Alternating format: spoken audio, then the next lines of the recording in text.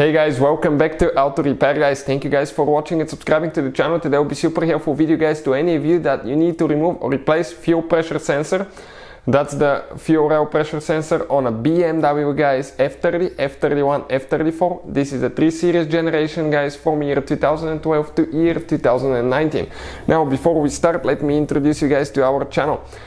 All the tools, parts, or if you need to buy a new fuel pressure sensor, check out the link in the description of the video below and you can see where we get all our tools and parts from.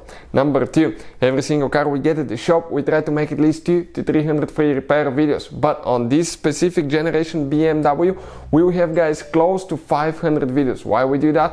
Because our mission at the shop is to save you as much money as we can. All we need guys in return, please subscribe to the channel, like the video, that way we can keep providing this free information to you.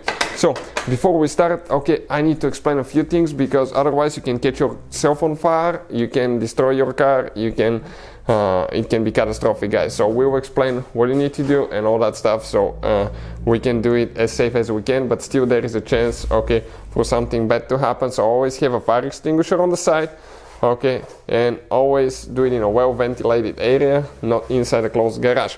But before we start, let me tell you one thing guys. If you have BMW like that, check this channel out, Electrical Car Repair Live. We'll be putting all the electrical videos for that BMW, diagnostics, engine codes, things like that on this channel. So quite helpful information will be found. Always use gloves, always use guys eye protection as well. First step that you will need to do, disconnect your car battery. Why? Because by disconnecting the car battery, you will minimize the chance for a spark. You'll be working with fuel, so if you have spark, you catch on fire. Number 2, okay, it really matters which battery terminal you disconnect and reconnect first on these modern vehicles, otherwise you can cause damage that can cost you thousands of dollars, and we have a special video that explains that. I'll try to put the link in the description of the video below, or you can find it on our channel, which battery terminal to disconnect first on BMW F30. Super helpful video guys. Once you do that, okay, and the battery is disconnected, you can continue. But you also need to disconnect the car battery, because otherwise the car will detect that you have low fuel pressure, or when you open the door, it's going to activate the fuel pump and you will spray fuel everywhere, and that can be catastrophic too. You will need to remove your upper engine cover. Stay with us, we're going to show you how to get to that point, and after that we'll continue with the fuel rail pressure sensor removal. So now guys, your upper engine cover has three actually places where it locks to the engine. Grab with 2 hands firmly, careful around the oil cap, grab it with 2 hands, pull up, then pull right here to the front and pull on the side. Now gently lift up, come out of the oil filter cap and just slide it towards the front. Okay, on the back side you have 2 actually, okay, those 2 tabs, plastic tabs, they go all the way. Okay, let us show you down there. Now on some models, not all, we don't have any vacuum lines or anything like that, but if you have the turbo, okay, that has the manual actuator here guys, the wastegate actuator, you will have a vacuum line attached to it, so you will not be able to remove that engine cover until you disconnect the vacuum line. So gently lift up, make sure you don't have vacuum lines running from the turbo actuator to the valve cover. You can see it came out.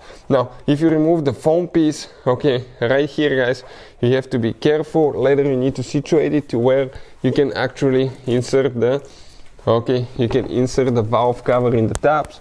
Okay, one is here, the other one is over there, those rubber tabs.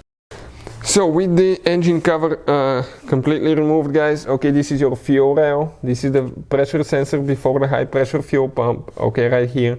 This is the sensor, that's what it looks like guys.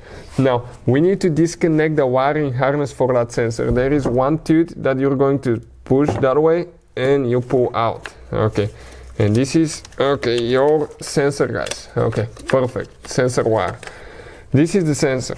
Now the size of the wrench, it's pretty big. We're using adjustable wrench, but I believe it's 24 most likely guys.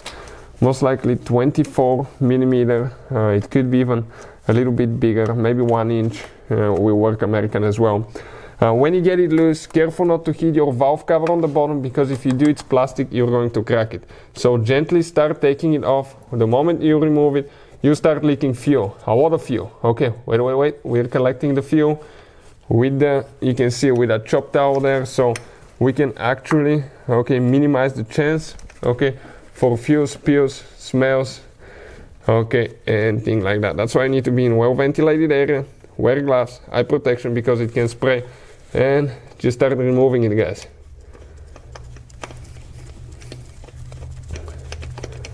Alright, and this is your fuel rail pressure sensor. Never ever touch it on the front, not to put dirt in it, because it can actually contaminate it and not work correctly.